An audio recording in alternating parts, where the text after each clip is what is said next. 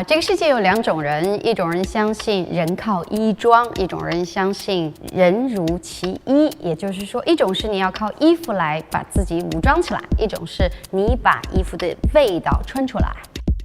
When you're talking about design, especially today, the most important to recognize one's styles. This is the most luxury part of my work because I exactly express myself in the way that I want to express. 在时尚界，我相信有两种这种很大的、相互看似矛盾的理论，都有他们自己的忠实的粉丝。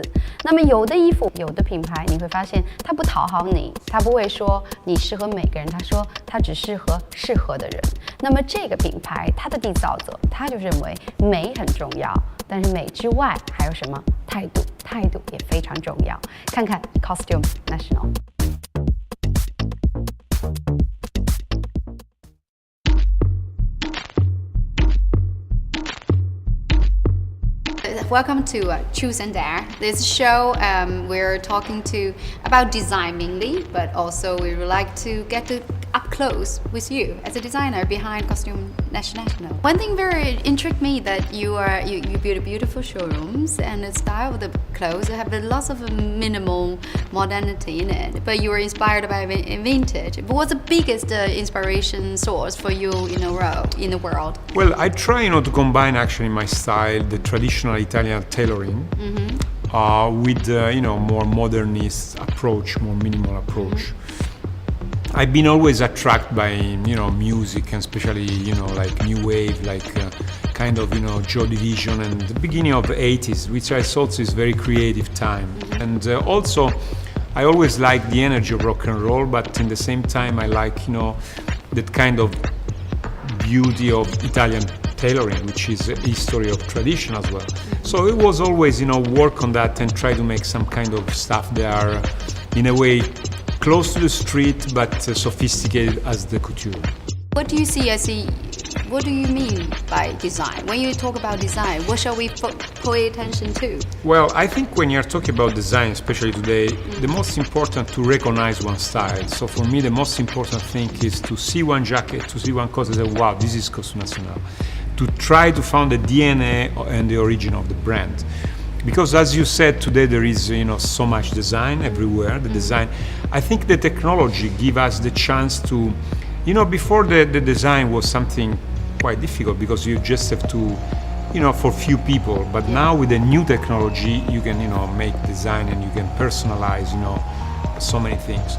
So what is the value, I think, at that moment of our history is to have a strong point of view, because if you have a strong point of view, your work makes sense. So, as a designer, for me, I have two missions. One mission is to advance, to stimulate my customer, but at the same time, I need to keep my DNA. So it's kind of, balance between creativity and try to stay in the roots. I can see that the balance, the yin-yang kind of influence you. Yeah. Tell me about your Japan experience, the Oriental, how that impact you? I found that the Oriental approach to design is very interesting because there is some essential point in the Oriental, attitude in Japanese or Chinese or whatever, but they are much more sensitive, I think. Sometimes, in Europe, which I think I'm very close in a way to the Oriental point of view. You have been achieving 20 years and building brand nationwide. Are you satisfied? Are you happy with what you see? Yeah, I'm happy because I think I don't have any regrets. So any regrets. So it means that I always done what I really feel, and I didn't follow really the market, and I try to be loyal to my aesthetic. Of course, this business is business, so you have to take care about the industry part. But still, I never make any compromise, and this is the most luxury part of my work, because I exactly express myself in the way that I want to express. I totally try to be myself. I always try to sometimes, because sometimes when you get something, you forget, that it's difficult to arrive to the point. But I'm lucky because I try to have these distances, and I have to be, I have to take care about that, and I have to work and give my best creativity to people. That's great. So good luck to your future. Thank you very much. Costume Thank you. National. Thank you very much. Bye.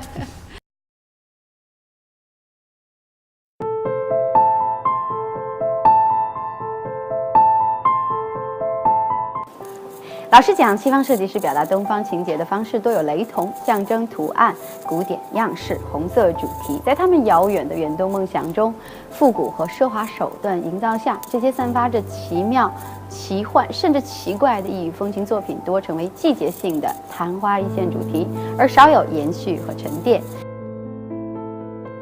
曾在东京师从山本耀司的 CAPASA 90年代归国创业，将 Wabi Sabi 日本的宅静之美禅意概念带入西方时尚界。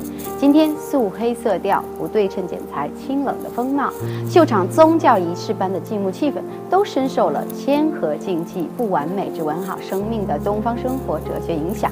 如此的开创性，让当时的欧洲界出现了80年代有阿玛尼、90年代有 National Costume 之说。今天中西结合已经成为主流和方向，如何和而不同，游刃其间是所有创作人的必考题。